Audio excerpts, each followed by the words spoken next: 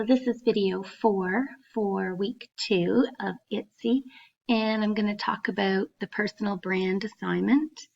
I'm going to talk about the first part of it. There's 2 parts to the personal brand assignment: an elevator pitch.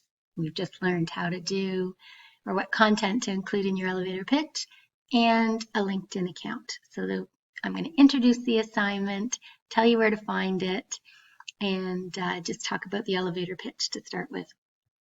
So go to DC Connect, and the menu across the top, there's activities. And when you click on the activities menu, the drop down will show assignments, and click on assignments. And when you see personal brand assignment listed, click on that, and you'll actually be able to open up the document. It's a Word document that is the personal brand assignment. And you'll see, like I said, there's 2 parts. Part 1 is an elevator pitch. So you have 2 options on how to do the elevator pitch. You can either use something like PowerPoint or Screencast-O-Matic. That's what I'm using right now, or Ice Cream Apps, or anything you want to record yourself delivering your elevator pitch. So you'll just be talking to the screen. And if you choose that option, here's the instructions for how to do it in PowerPoint. I don't personally do it this way, but I use Screencast-O-Matic. I think it's a lot easier, but you can use that if you want. So you're going to add a blank slide, and on the blank slide, there's going to be a picture. And I want you to find a picture from Creative Commons that represents your audience. So I did the dental office one, remember? And then you're going to cite it or give credit to whoever did it. So up here, you'll see this is an image from Creative Commons, and I cited it using the Creative Commons citation style as opposed to APA or MLA or any of those. So they asked for it to be cited as CC by NC20. So CC means it's Creative Commons, by means I give credit to the author, and then I put the license in. That means non-commercial use, and it's version 2.0. So when I have a hypertext link to the actual image. So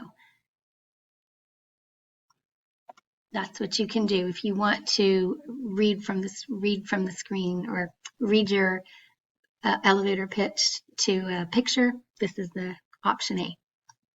So credit the source. That's worth 2 marks to do that. And then record yourself.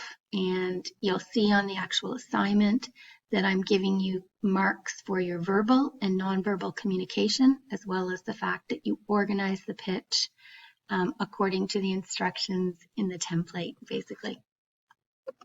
The other option is that you can if you do choose to use PowerPoint, it says you need to save the file as a Windows media video file or MP4 or whatever, something that YouTube will let you upload, and publish the video to YouTube, and either set your video to public or share your video link with me.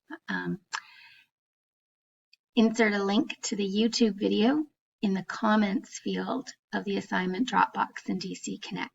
So I'll just have to click on that link and I can watch your video. Okay, so that's worth 50% of the assignment, or 10% of your final grade. Okay, so like I said, this explains that you're citing that image that you're speaking to, if that's how you choose to do it. The other option is, if you don't want to do that, just use your phone or any other recording device and actually give your elevator pitch, and have your friend hold your phone, or your mom, your Aunt Betsy, whatever, record you actually delivering the pitch. Okay, so ask a friend or family member to make a video recording. Then you're going to upload that recording to YouTube, again, so that I can click on the link and watch it. You're going to be assessed also, because you don't have a picture, you're going to get your 2 marks for making sure that your entire body is visible so that I can see some of your nonverbal communication. Okay, and again, you're going to upload it and put the link in. And that's how you do the first part of the personal brand assignment with the elevator pitch.